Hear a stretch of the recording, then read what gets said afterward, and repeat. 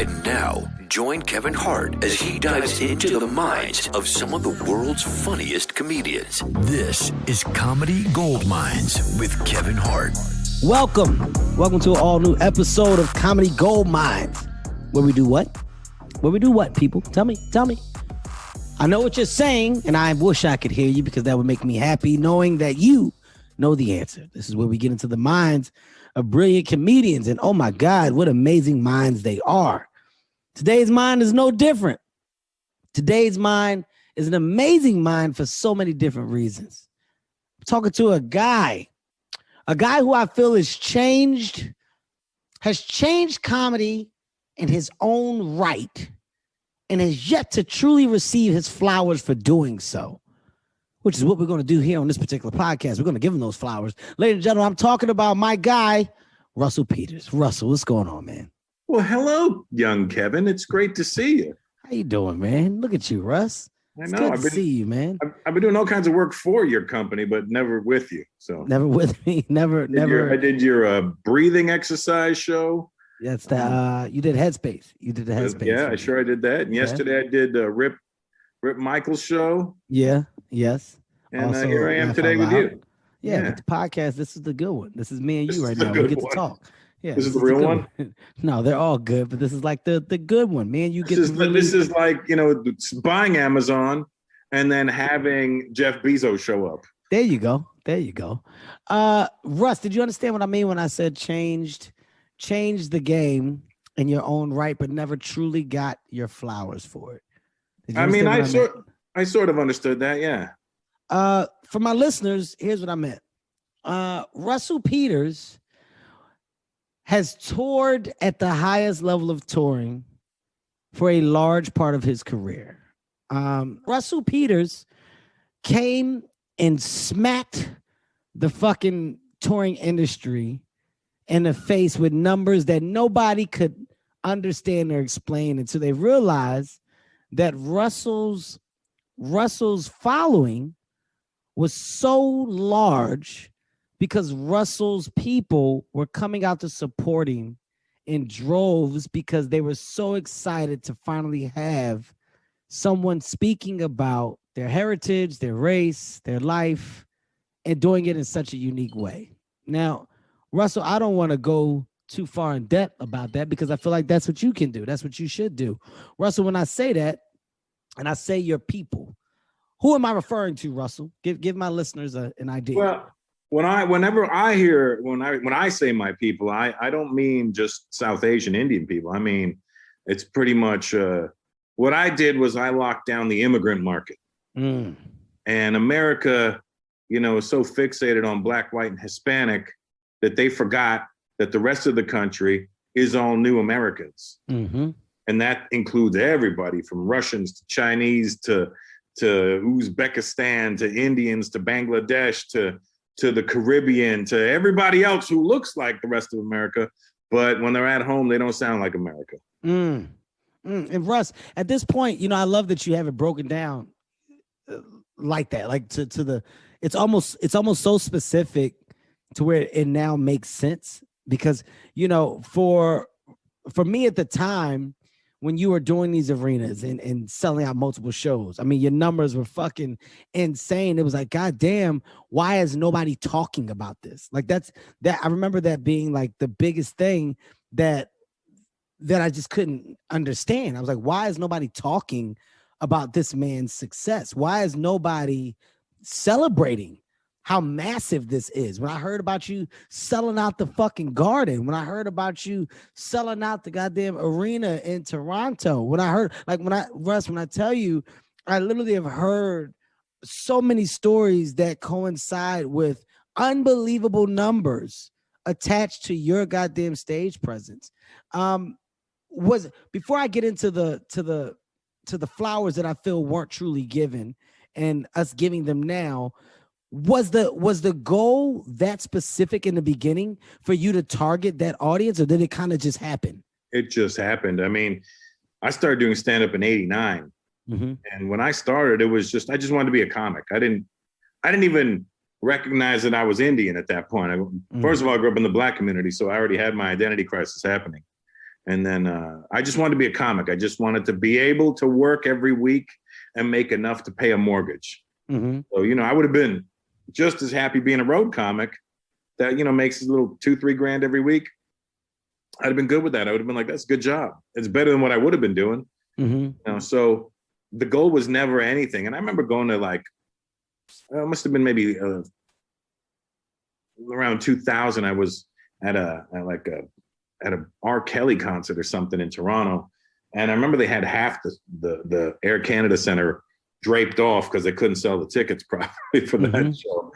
And I was like, wow, I don't know you can make this place so small. And then I remember going to a basketball game there maybe a week later. I'm going, wow, this is huge. And I just thought to myself, could you imagine performing in front of this many people? And I wasn't like, oh, I'm going to do that. It was just like, wow, that would be wild. Can't imagine anybody doing that. And then I did that. But again, it was not like I set out to do that. It just kind of happened. When did you go, oh, fuck, this is now becoming a thing? Like, I'm becoming a thing. This is bigger now than what I expected. Well, mine was such a slow boil that I'm actually grateful that it took a long time. Because like the first time I did a special was in 1995 in Canada. Mm-hmm. And that special got nominated for a Canadian Emmy. Yes, it did. And I remember the CBC, when they aired it, they started getting an influx of fan mail for me out of nowhere. They'd never seen that before. And this is like, email existed, but nobody was using it yet, Mm-hmm. And girls were sending pictures and stuff. And I was like, what? This is dope.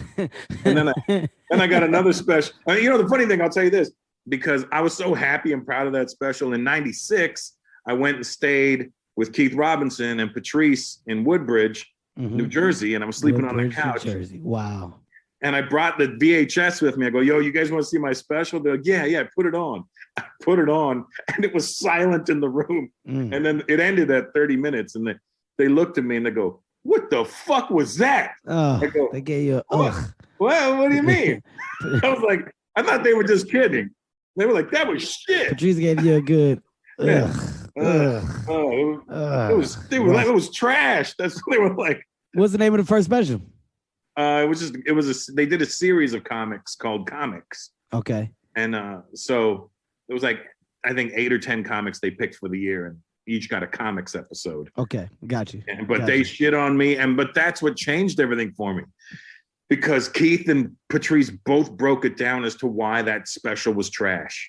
They were like, what was special about that? What makes any of those jokes unable for anybody else to do? It was easy. It was low bar. None of it spoke about nothing. And I was like, wow, what the fuck? I was so proud coming in here. And they just broke me down to make me look inside myself.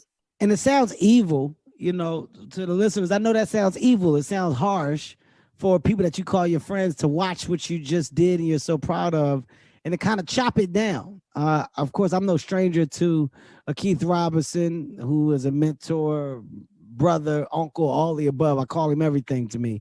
Love him to death. Patrice O'Neal, R.I.P., the same brother, mentor. These were people that you respected, but they held no punches when it came to attacks and being honest with the reason of why for the attack. I've been told I stink. That shit is stupid. You're not challenging yourself, dummy. You're writing basic jokes. You're going to be a basic comic. Talk to us when you actually put some work in. Where's your pad? Where's your fucking book? You got nothing, stupid. You got it all in your mind because you stink. They told me all of it, Russ. So I totally understand where you came from. Was that a gut punch to you? Like, did it fuck you up for a minute? It did at the momentarily, but then I also knew what they were talking about. In my head, I was like, you're just being lazy. Wow. And it was kind of like, I knew I was being lazy. But when somebody calls you out on it and they could see it, I'm like, well, my laziness is getting sloppy. Wow.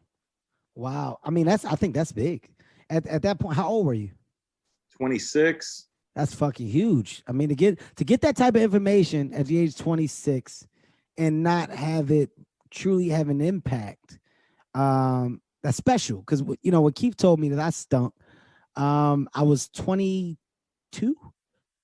years old, right? Matter of fact, 21, because I remember I pissed in Keith's car on purpose. He got me drunk on my 21st birthday, And coming back, I fell asleep in the car and I pissed myself. This is a true story. And he told me the next morning after I got out of the car, he put his hand over there to like close the door. He said it was piss on the seat. So I had to get the car detailed with money I didn't have.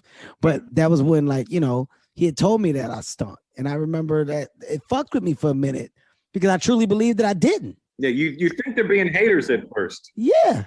Yeah. Then you realize, no, they actually, if they were being haters, they would have patted you on the back and said it was good. So what did you do? Did you immediately take the pen, put it to the pad, or what? No. What was the next step for you? For me, it was an adjustment I had to make. So I was like, wait, well, what do they mean? And then, you know, the shit thing for me was I got another special right away based on the strength of that first special. And I didn't have the pen game yet. I didn't have that kind of prolific mind. And so the next special sucked. Even I knew that. So wait, why so fast then? Why did you put it out so fast? Because it was Canada. We didn't know. It was like 97. I'm like, somebody said, you want 10 grand for a special? I'm like, hell yeah, I want 10 grand for a special. And then somebody gave me a $10,000 development deal. I mean, by the way, these are real numbers. These aren't inflated numbers by Russell Peters right now. These are real numbers. And you know what I did with that money? I went and bought a fucking Lexus. We got to get into the stories of money. We have to, not now, but as we get into it, we have to. I went and bought that damn Lexus, and then I remember hanging out with Chappelle maybe like 6-7 months later. He was in Toronto shooting something, and I was hanging out, and I'm like sitting there going, "Fuck, I got this car payment coming up. I ain't got no money." Wow. Because I put the money down on the car. I didn't think about, like, oh, how does that affect you later? I mean, so at this point, like you said, this stuff is coming in pretty fast. You're getting the offers. I mean, they just offered you the opportunity to do another special. You took it. You took a $10,000 development deal. Was there anybody that acted as a mentor or a voice to you at this point? You're a nomad. You're by yourself? By myself. I'm the only Indian guy in this game. I'm the first Indian guy in this game. I have nobody to look up to. And the only place I would get some truth told to me is when I'd go to New York. How often did you decide to make that trip because of that? I would come out maybe once every year, once every 8 months or something. Because I'd have to drive. I'd have to drive up. I didn't have no money for no flight, nothing like that.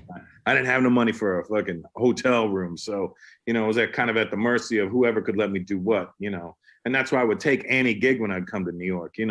Keith and Patrice would get me on at the Boston or the Cellar.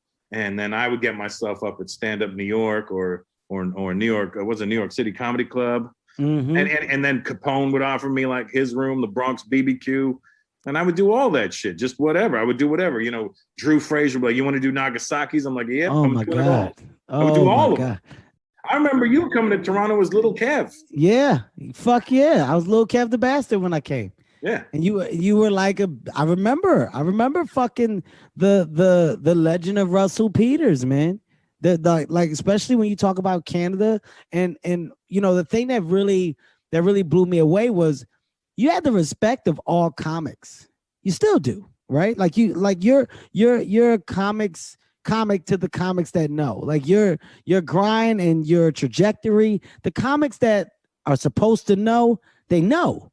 And it's fucking insane what you've done, like what you've really accomplished in your career. So I remember like just all the comedians knowing Russell. And I'll give you a crazy story. We're talking about you taking the specials. Fuck it. The one you did after that wasn't good. And you're like, fuck, I knew it wasn't. I wasn't ready. Right. I remember when you were coming to LA and Keith Robinson was like, yo, Russell is giving me a great opportunity, and you were putting Keith on. You were letting Keith open. Yeah. Right? Like you were doing some shows with him, and he was like, it's just so dope that Russell looks out. He's a good guy. That used to be the conversation attached to you. Russell's a good dude, man. But that's also a bad thing in comedy. Is he funny? Well, he's a really nice guy. Oh my God. That's almost a kiss of death. Is he funny? Really nice guy. You know what I get? If people go, is he funny? Very successful. Yeah, very successful. Doesn't mean he's funny, but very successful. Wait, but I asked, is he funny? Making the right moves. Making all the right moves. Doing things. When did you get it right then? You said that special was bad. You didn't. The one in '97. What came right? I didn't get another special for another 6 years. Wow. So in 2003, when I got the opportunity to do another special, and it was done through the same company who did the one in '97, I had 6 years to prepare material. Wow. I had 6 years to polish. You got to figure now, 2003, I'm 14 years in the game. Mm-hmm. Now I know what I'm doing. Yeah, you're surgical. I know how to work this bit. I know my shit's shiny. It's polished. It's me. It's like I'm in the zone there. And they paid me $7,500. They paid me less 6 years later than they did 6 years prior. Wow. Holy cow. Holy cow. What was the name of the special? That was, it was just so the one that sucked was called Show Me the Funny. Mm-hmm. People are still waiting to be shown. And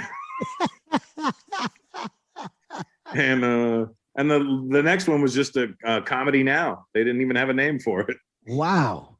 Fuck, Russell. I love it. I love the story. So is this the one where you got the crazy attention off of? Yeah, this was the one that kind of, but the thing is, it wasn't immediate either. I mean, it aired in 2004. You got to figure. Also, at the time when I shot it, I was broke as fuck. When I say broke as fuck, Kevin, I mean, they gave me the check, I signed it and paid bills. I didn't even get a penny from it. Holy cow. So then it airs in 2004. My dad dies a month after it airs. Jesus Christ. I don't know if the special killed him or not. You think your come on. He said No, Russell just said the special killed his dad. Okay, stop it, man. I can't take this That's shit. a fucked up thing. We're very dark. Comics are very dark. We don't miss an opportunity for a goddamn punchline. Look at that. So you're dealing with a lot of this time. I mean, you're going through money problems. Yeah. You lose your father. I mean, it's a fucked up time. And I'm not thinking anything of the special. I didn't think like it was great or it was bad. I literally thought nothing of it. I just did it. And I was like, oh, well, got me out of a little bit of debt. And, so I just left it at that. And then, my dad died in my show. It aired in March. It aired in February. My dad died in March. I came to LA in April and I was sleeping on Chris Spencer's couch. And I think that's around the time you had just done Soul Plane. Mm-hmm. And I saw you in the Beverly Center. Mm-hmm. And I was like, hey, congrats on your movie, man. You go, hey, man, thanks. And I don't think you realized it was me.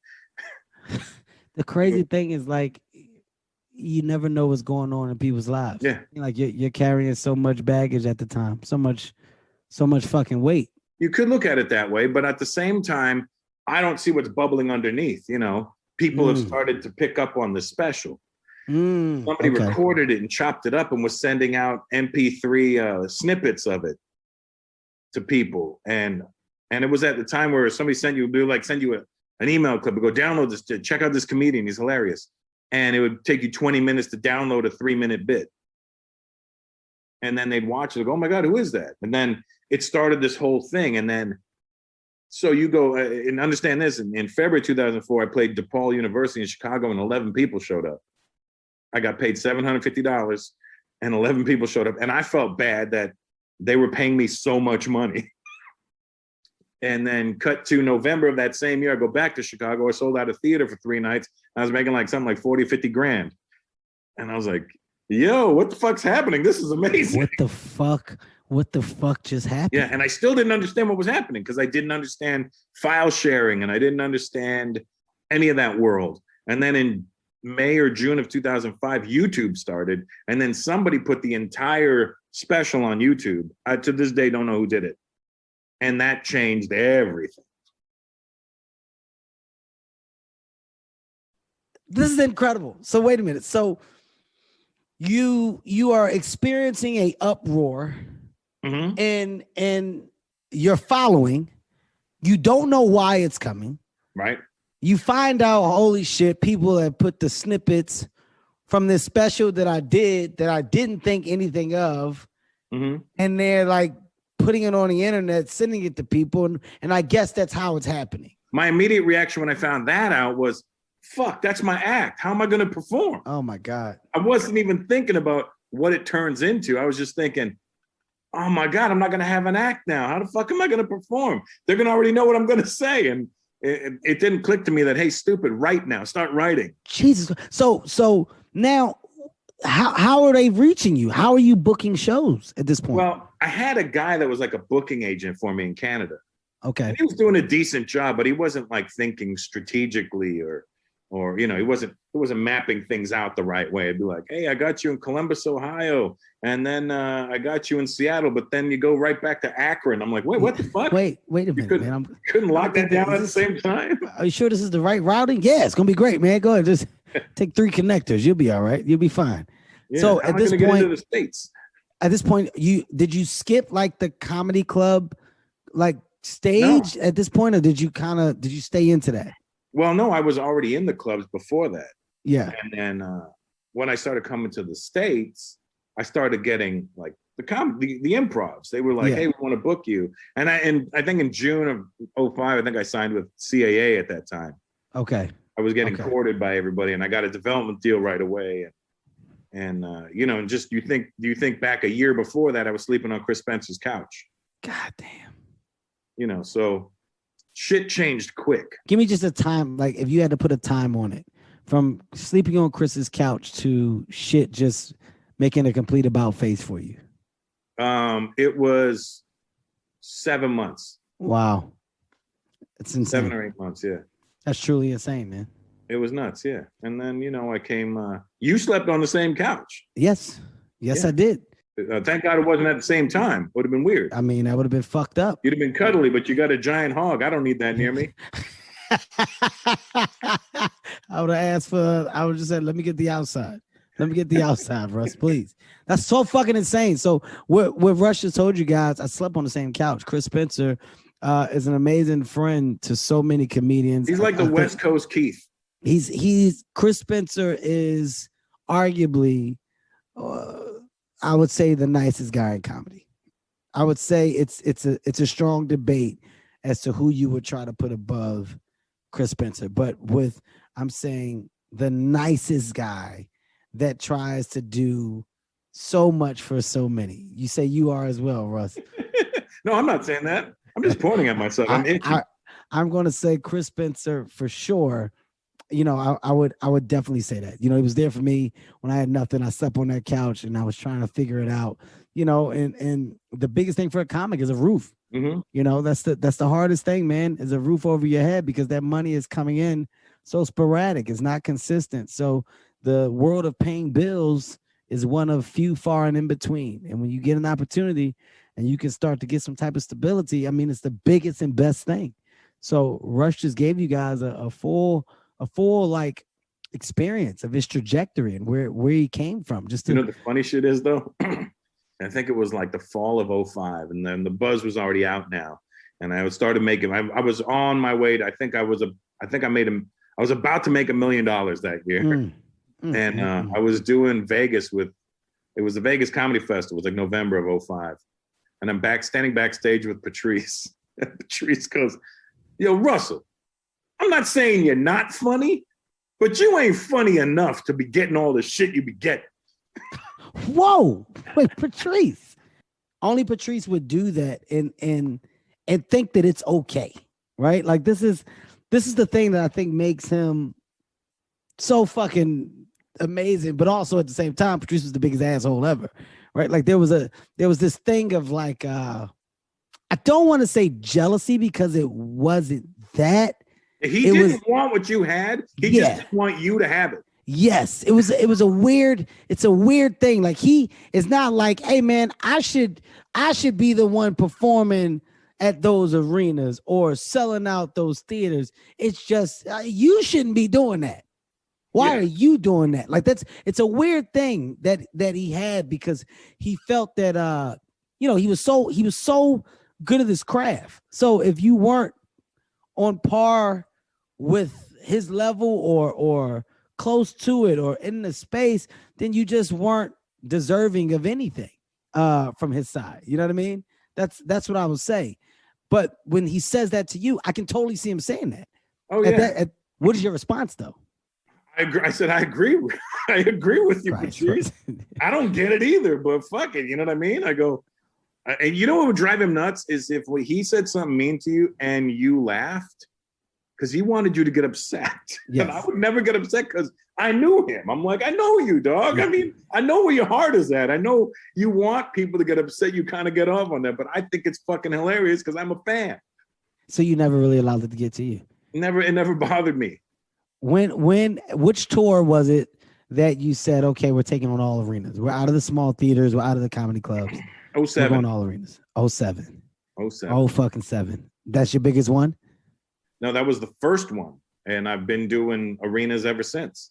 I mean, you've never looked back. No, 14 years later, and I'm still lining up arenas for next year. It's insane. Trying to get rid of Kevin Hart's date so I can get that arena for that night. This is what I'm talking about, man. When I say you deserve the flowers, man, you deserve to be acknowledged. Your numbers and your fan base, you've been so consistent, and you've performed at this level. I mean, for eons. This money, the money that came from touring at that level, of course, I know what it is, and I know how crazy it is. How did you handle that? How did you handle the volume of income at that time? I still to this day don't have anybody who helps me figure my shit out. Like I never really felt like there's a friend in this game. Mm-hmm. There's people that are your business associates, but nobody's your real friend in this business. Mm-hmm. Nobody wants to fucking make sure you're okay. People want to see you fail. They want to see you fall. They want to see your shit crumble. So they can be like, so they feel better about themselves. So it's a question of changing your scenery to match your environment, because that's when you're going to keep moving up. And it took me a long time to get to this mental space because, when I started making money, I just started living like a rapper. I was buying Rolls Royces, Bentleys. Shit, I saw you at the Comedy Store one night, and I pulled up in that.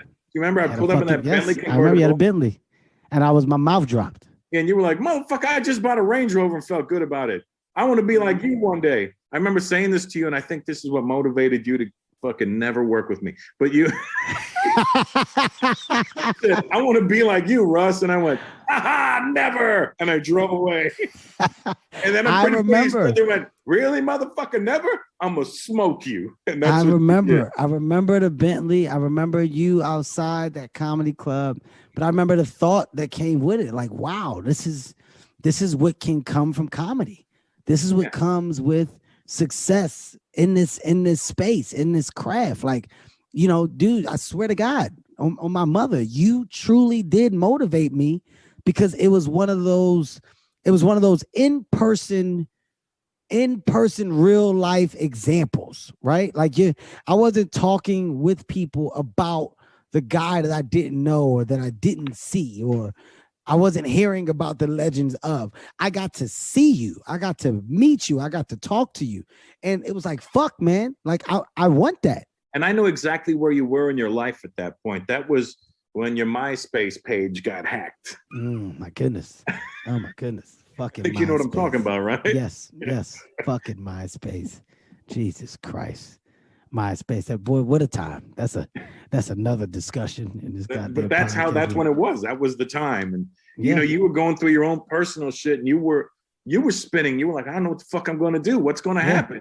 Yeah. And I remember watching you panic, and I was like, you'll be all right, because you took it on stage and you flipped it. And I went, if you're able to flip that, your life is gonna be fine.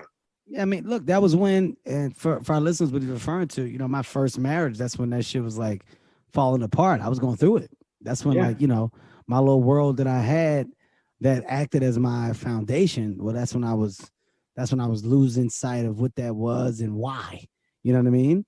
And like Russ said, I was bringing that to the stage. But I'm telling you, through all of that, seeing you keep telling me what you were doing, telling me the level you were doing it at, it just added that ammunition and that drive. My question though is, like, with that type of money, why not eventually get someone that you can at least talk to help you understand how to navigate in that space with the amounts that you were bringing in? I didn't think it would last. I was like, it's a one-time thing. Let's enjoy it. That's literally how I looked at it. Because I wasn't getting encouragement from anybody. Nobody was like, wow, this is great. You know what you should do next? Nobody. I mean, my homeboys back home were like, yo, you should buy a tire store with me. I'm like, what the fuck about? Fuck out of here with a tire store. You know, be dumb shit like that. Yo, can you buy me that 1975 BMW I wanted? I'm like, yeah, I can. It was 15 grand. My boy restored it. I'm like, yeah, go get it. You know, whatever. I was doing dumb shit. Like, I want to make sure everybody I grew up with got something from my success. And then I was like, I'll take care of me after. And, you know, you don't pay attention to it because I was never motivated by the money. The money was just the gravy. I was all geeked out by this success. Mm-hmm. And, you know, it wasn't until people started saying, well, I wish I had your career. I was like, what do you mean? Like, I had celebrities like being like, well, I wish I had your career. You know, you got the money, you got the fame, but you don't have the fame where people are going to bother you. And I go, well, that's kind of what I'm looking for. I'm looking for that fame. You know what I mean? I love that you're so open and honest about the one thing that you are that I know to be true, which is that your heart, you know, heart of gold when it comes to giving, when it comes to wanting to take care, when it comes to truly embracing your team. Something else that I took from you, you had Joe Coy on the road with you. You had Keith Robinson. Yeah, Sebastian at one point, right? Who am I missing? Oh, shit, everybody went on the road. I took Chris Spencer on the road with me. I took Ruben Paul. Ruben Paul goes on the road with me a lot. You had got Joe Coy and Keith. You had gave them watches. Oh, yeah, that's right. You had gave them watches as gifts just for opening up, and it was just your appreciation.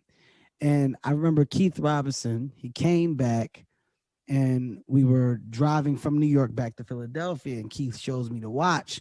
And he's like, yeah, stupid. You like that? Huh? You see this? Look at this dummy. Stupid.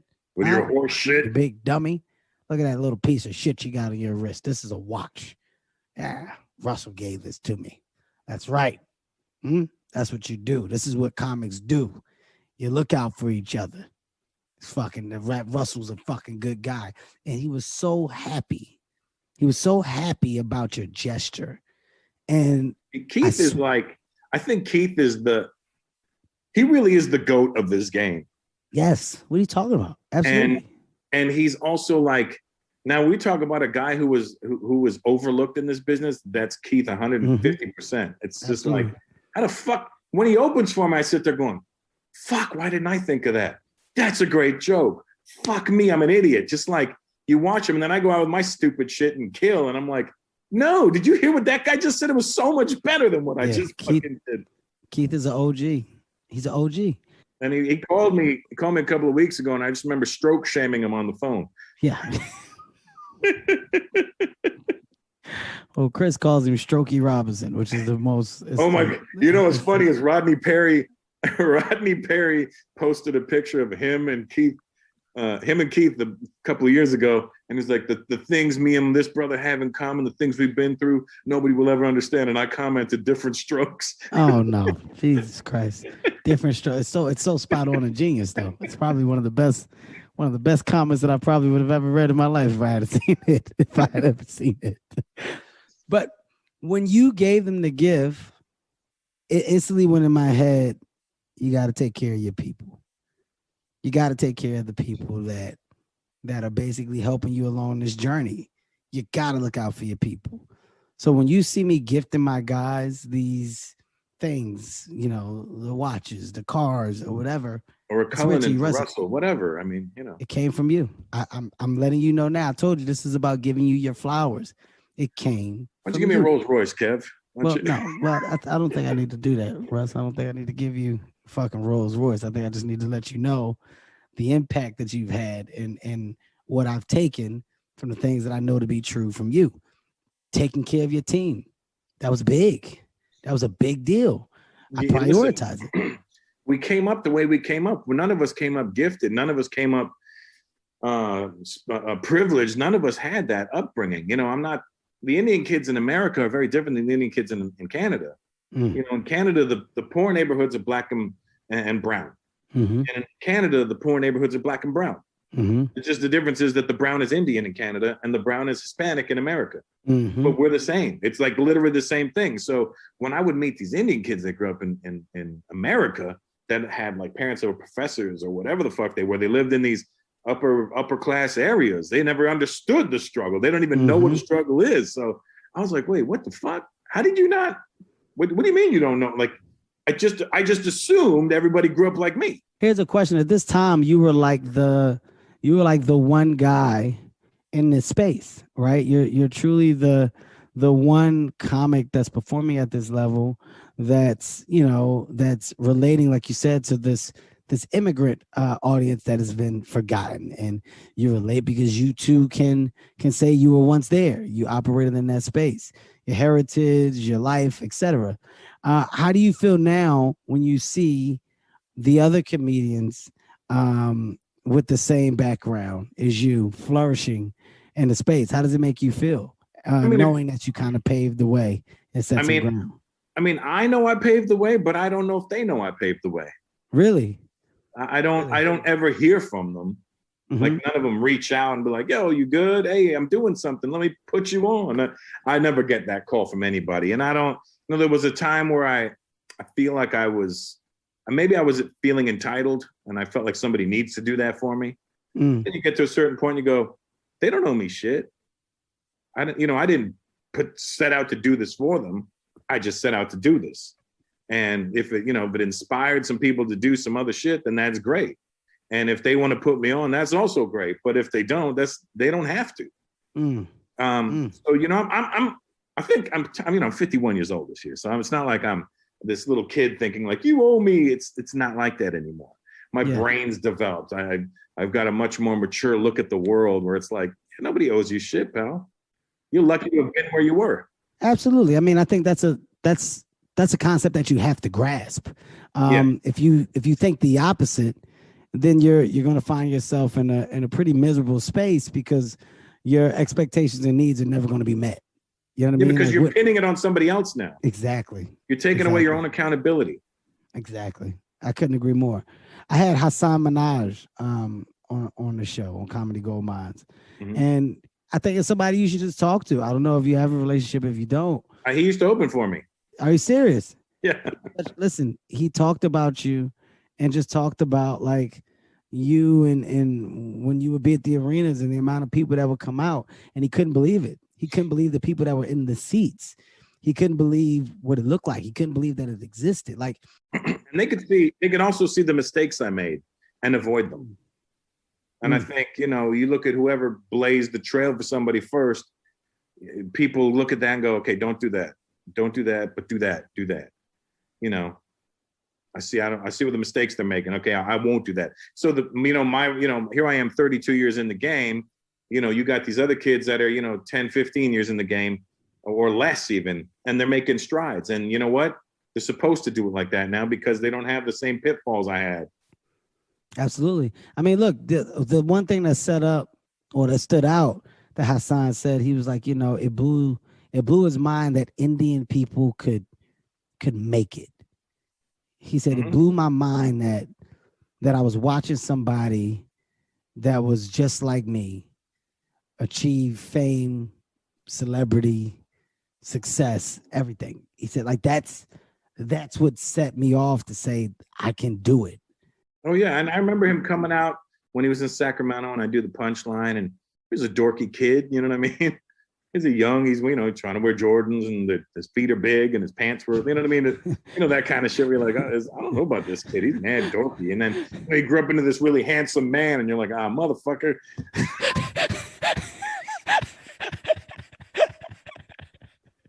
He ain't got no vices, and filled out. He filled out right. He's got a good head on his shoulder. I expected you to be on cocaine or something. No, that kid. like I went and did all the dumb shit, like dated porn stars and fuck mad bitches and at the bar. And you were subjected to all the bullshit. Nobody pointed you in the right direction. We all took you down the dark tunnel. Shit. This guy's great. Yeah.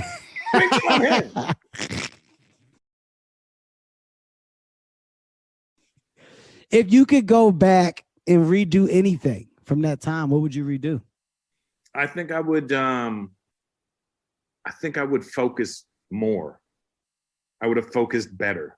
I was so focused on just trying to be a celebrity. Like I wasn't actually a celebrity, but I had the money that went along with celebrity. Mm-hmm. And I wanted to feel like one. So I was buying my way into feeling like that. Mm.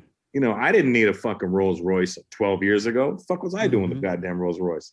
You know, a drop head convertible. I didn't need that, but I got it. Mm-hmm. You know, I look at all the things I did, all the women I ran through, and all the shit that was unnecessary. And, you know, it wasn't until I got with the woman that I'm with right now that I really got this clarity and this focus, you know. Once you get the right person behind you, everything else doesn't matter. I'm not out there looking like, ooh, I wonder if I could have that. Yeah, you motherfucker, you probably could. So ignore it. Mm. Well, I mean, you're also, like you said, 51. And but it's not cute anymore. The experience and knowledge that comes with age is unreal. You know, I was talking to an older friend of mine. He's like 67, right? So you're talking to Keith? And no, not Keith. Although I think Keith may be 75 if we really check his ID. Shut up, stupid. He's like 67, and I joke with him, and I'm like, you know, shut your old ass up. And he says to me, he said, talk to me when you get here. Mm-hmm. When you get here, then talk to me. You don't realize the accomplishment that comes with old age. You've achieved levels in life that so many have not. Mm-hmm. So many have, but so many have not. And you don't even need to be successful just to get to that age and then think back and look at all the shit you know. You there's so much information attached to your experience here on Earth. And I think sometimes the younger generation looks past that. And I think the reflection that we're able to do or have on our lives, on what we've done, is so strong because you know your mistakes, you know your rights and wrongs, you know where you could have done better, where you should have did better. And looking at it now, okay, that's what I decided to do in my life. But now that I have this knowledge, yes, I'm going to apply it to the now in my life, but I'm also able to give it. I'm also able to give this to individuals when I can. Not to tell you to do what I did or don't do what I did, but just to give you information. That's what we lack. And we lack in our business, especially. I mean, you're talking to me about your starting career, and as you bubbled and got to this crazy level of success, you didn't have the person to bounce shit off of. So you kind of figured it out as you were going. You know, I had my brother, he's my manager, but he's also my older brother, and he's very protective. And he's riding it with me. He's like, I was like, I'm thinking about doing this. He goes, oh, I don't know, save your money. I'm like, for what? Save it for what? At the time, I didn't have a family. I didn't have kids. I didn't have, save it for what? I'm a single guy making a fuckload of money. And then I tried to figure out ways to get rid of the money by getting married one time, then and having a kid, and then having a second kid, and then now getting fleeced by that situation. You do these things, and I think as comics, we almost subconsciously create this drama in our head to take us out of the happy place so we can get back to that dark place that makes us right. Do you feel like you suffered about in a dark place? I definitely was in a dark place last year for sure. I had some very, very, very, very dark moments. Give me an example. Oh, put it this way. When you had your car accident, I envied it. Really? Yeah. Wow. I was like, wow, how can I fucking flip over in a car but not make it? How can I do that? Wow. I was in that space. I was like driving down, Malibu Canyon and think, if I don't turn the wheel, I go straight, I'll be all right. Wow. It looked like an accident. That's where my head was at. What pulled you out of it? Did you go therapy? Did you talk to somebody? No. Or would you? No, I think I'm naturally introspective. I'm naturally self-aware, and I'm also good at calling myself out on my own bullshit. Strong. And I thought about who it would hurt and who it would benefit. And the people it benefited were the wrong people, and the people it would hurt were the wrong people. And I would be doing everything wrong in that situation. Mm-hmm. So here we are today, and we're good. Well, it's it's scary simply because I've never been there. Right.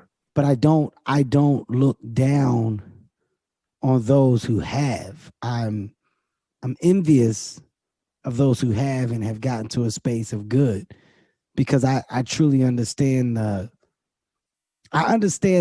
fucking animal attached to what we do.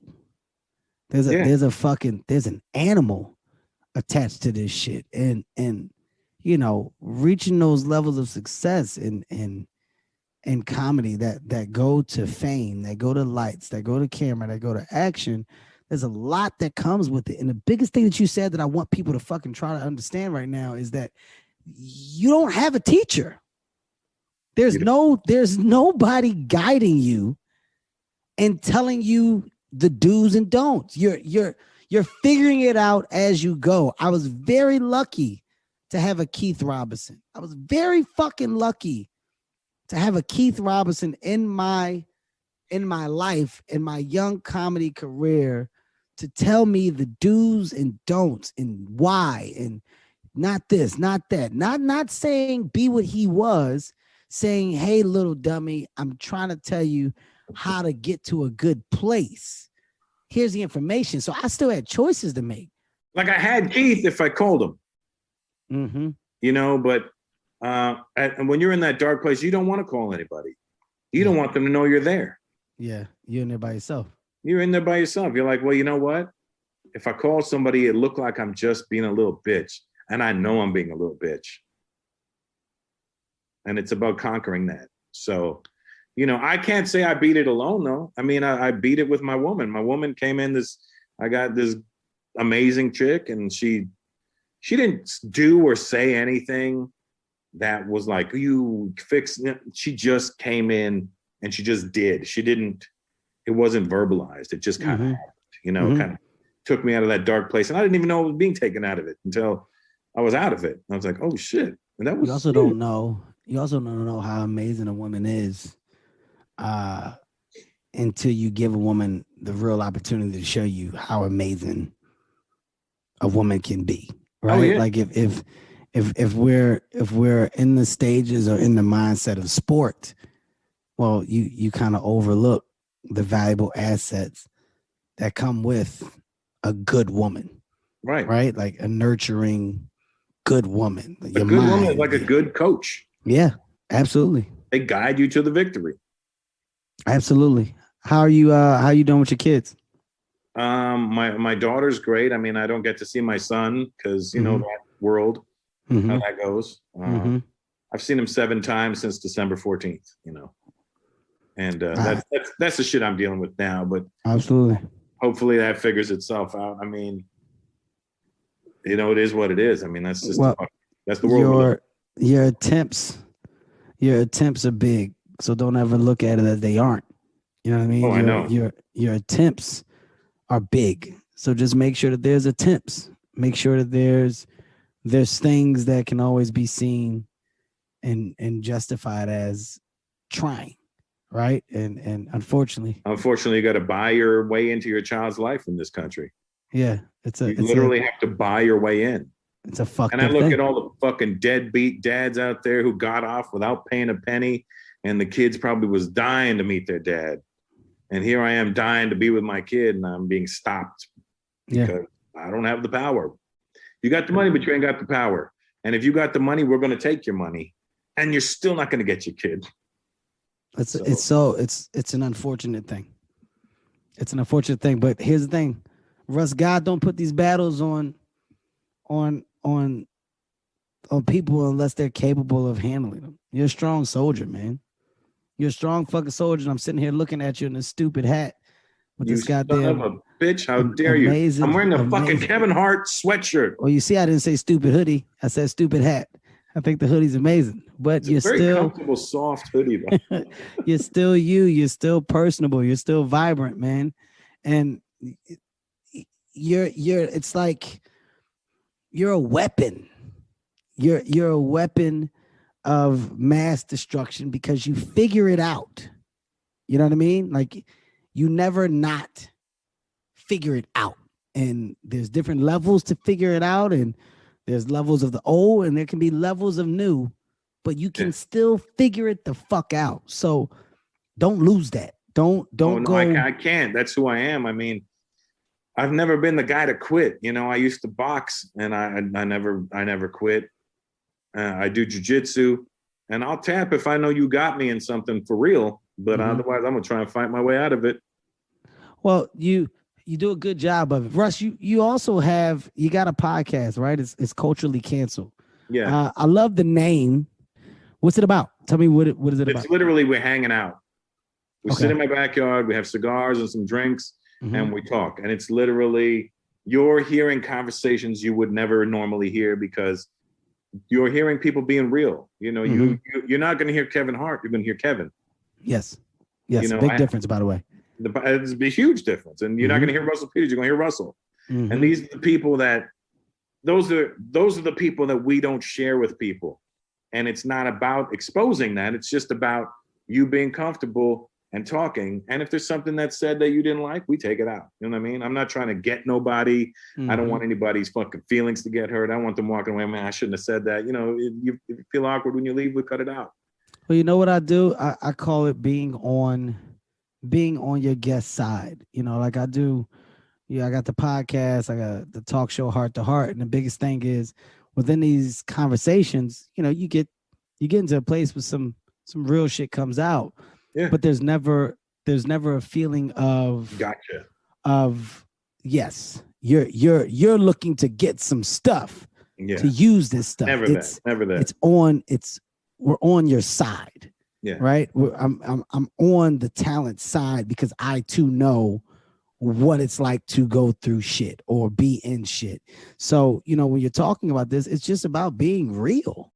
Yeah. And it's sometimes it doesn't even get deep. It's just like, we're just bullshit. And that's fine too. Cause I had it was me, Showtime, Sean Porter, Ruben Paul. We were all sitting there talking about boxing, and that was it. It may be boring for some people, but it was fun to talk boxing with a world champion. And then, you have three very different types of comedians. And then he's asking questions about comedy and we're asking questions about the fight game and we're paralleling the two. It's literally like what it would be like if you're hanging out. Cause I like to pair people off, if I had you, I would pair somebody else off who would be like, not almost opposite of you, but like somebody who would complement the whole thing and give us another angle. Yeah. I refuse to do it with anybody else. I'm just going to, son of your mother. We don't have enough to talk about. Kevin, there's no way that we can fulfill the allotted time if it's just you and I. We cannot fix that one. Tell me what Russell Peters wants. What do you want now from the craft of comedy? What are you looking to get out of it? I don't think at this point in your career. I think it's wrong as a comic to want something from comedy. Okay. It's up to you to give comedy something. I was about to say, explain that just so I know. Yeah, because if you want something from comedy, comedy's not going to give it to you. You have to give it to comedy. And I love that. And I want to dig deeper and I want to get, sometimes you have a joke in your set that gets that heavy, deep belly laugh. I want to get a set of that, and you're like, well, what did I do in that joke? What was the thing? I run it back in my head. I'm like, how do I continue that? I want that the entire hour. Do you feel like you are now material wise? Like, do you feel like you're the best that you've been? I don't know that I'm the best I've been, but I'm definitely back in a better mental place. So I think the anger's gone from the way I was talking and stuff. And okay. I watched some of my old stuff and go, what the fuck were you angry about? What the fuck are you so miserable about? And I didn't realize I was in that space because when you're doing people, and I would hear people say, he's fucking blah, blah, blah. And I'm like, fuck you. And I'm like, oh yeah, you're right. I was fucking. I watched some of it back and I go, well, what's wrong with you? I was especially when you get successful, it's very difficult for you because it's a tough juggle, and I've watched you manage to juggle this in a way that it's always going to work for you. But I mean, I'll liken it to Eddie. We all love Eddie. Yes, we do. And what happened with Eddie was so famous and so good and so popular at such a young age that I think he went through a period where he felt people didn't take him seriously, and then he wanted to be viewed as the cool guy. And then there's nothing redeeming in the cool guy.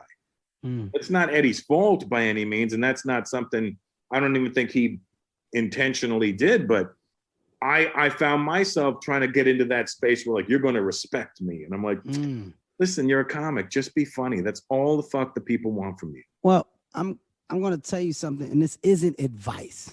I'm going through this new stage in my life now where it's not about telling people what to do. Like, this is what you should do. It's not that. It's I'm just giving information. What I've learned and what's helped me manage the stages, right? Because this fame, you know, the shit is at a different level. It's at a different fucking level. Like, I never in my life did I see it getting here, or did I think it would, right? What's helped me is it's just me against me, right? Yeah, and absolutely. And in doing this, it's not about the approval of others. It's not about trying to get the respect of others. It's about doing what I feel I want to do at a level that I think I'm operating in a good space at, right? Like whether it's comedy, whether it's acting, I'm trying my best for me to be better each time. If I fail in the eyes of the beholder or the masses, well, you know, it's better luck for me next time. But that's not like, that doesn't generate or navigate my will or want to continue, right? Because you can't please everybody. You got to get to that space. It took me a long time to get to that space of absolutely accepting that you can't please everybody. Absolutely. Because when you're coming up, you're like, well, why don't you like everybody else like me? Why don't you like me? Yeah. And you're like, and then I look back on certain things and I go, I don't like me then either. I clearly didn't like me, and that's why other people didn't like me. Which I went through. I definitely went through the why don't you love me? Like, what's the problem? Yeah. What's going on? Why doesn't everybody just love me? I'm nice. I'm a cool dude. Everybody should. I definitely went through that. I understand that. Yeah. So it's the same thing. It's like, once you get on the other side of that and you go, yeah, you know what? You're not for everybody. And that's okay. Because this guy's for that person, or this person is for that person, but that person's not for you. So it's the same thing. So why can't you accept that you're the same as everybody else? You know, so you got to get to that place, accept that. And then it's so much easier to work. It's so much easier to maneuver. Have you done a book, Russell? I did one like 11 years ago. I got to do an updated one. I was going to say, have you thought about like really putting this in a book form? I mean, your story, dude, it's compelling. You know what I mean? Like I'm engulfed into the conversation because your story is so fucking real, so grounded, and your truth within your ups and downs is valuable. This is so valuable to so many to hear a 51-year-old Russell Peters talk, and a 51-year-old Russell Peters talk, and to talk about how his life has come full circle and how now he's in a place of comfort and what matters versus what doesn't. Like, Russell, this is dope as fuck, man. Well, you know, the funny thing is, well, not really funny, but the interesting thing for me is that, you know, I'm in a place now where I'm not making anywhere near the money I used to make. Mm-hmm. And I'm somehow happier right now. Wow. And that's not indicative of money brings you misery. That's not what I'm saying. What I'm saying is you need something else outside of that. Mm-hmm. I mean, how much better would my life be if I had all that money and what I got now? Fucking amazing. Mm-hmm. But that's not where we're at. And you know what? I'm good with that too. I had it. I experienced it. I did shit I never ever thought I would ever, I tell people I'm friends with you, even if you tell them you don't know me, but I still tell people, to be able to for geeky things, I always tell people, no matter who you are, no matter what you are, never stop being a fan of things. The minute you stop being a fan, you're going to be a fucking miserable person. Dude, I'm a fan of you. I'm a friend of yours. And I meant what I said about giving you your flowers. You are a legend in this comedy game. And what I hope and pray for is that you're celebrated when you can fucking actually enjoy it. I agree. I hope that the day comes where you're truly celebrated. You change the narrative for a culture of comedians now. You know, when I look at a group of comedians that come from the place that you come from and that are now navigating in a space because of the road that you kind of cleared out, that's a big deal, right? And it doesn't mean, like you said, that people owe you anything. Nobody owes you anything. I just believe in paying homage to those that broke the ground and maybe cracked it. Maybe cracked it for other people to come through with the other tools to fucking break it even more. But I truly believe that you got to celebrate that. You got to celebrate how many years you've been touring at the level that you've toured at. You got to celebrate the number and tickets that were sold on tour 1 through tour 5. You got to celebrate the consistency and stand up. You got to celebrate the fact that you hit a low and that you came back and you're at a high. You got to celebrate your honesty. You got to celebrate your love for people and the love for the craft. You have to celebrate that. And if I don't do anything else, man, I'm going to continue to shine a light on those that deserve a fucking spotlight. And you're exactly that, Russ, man. I can't thank you enough for doing this podcast. Well, thanks for having me, Kev. I truly mean every last thing that I said. I'm grateful to whoever canceled on you last minute and you let me do it. No, Russ, this is nobody. This is real, Russ. I wanted you on. Where are you, by the way? I'm in Budapest. Are you shitting me? No, I'm shooting a movie in Budapest right now. Damn. And all right. and I'm doing a podcast right now. It's 1 a.m. Because I was thinking, I'm like, damn, Kev's house got a little ass bedroom. I mean, I know he's a little guy. I'm in my hotel. I do the podcast late at night so that I can catch some good guests, you know, at good times, multitasking. But that's what this is about, man. I love it. I enjoy it. This is Comedy Gold Mines. And what do we do here? We get inside the minds of brilliant comedians. And oh my God, what an amazing mind we got the privilege of getting into today. Russell Peters, ladies and gentlemen. Comedy Gold Mines is a Sirius XM and LOL audio production. Executive produced by Kevin Hart, Ty Randolph, and Eric Weil. With Tastemakers Media, Emil Garner, and Ian McDonald.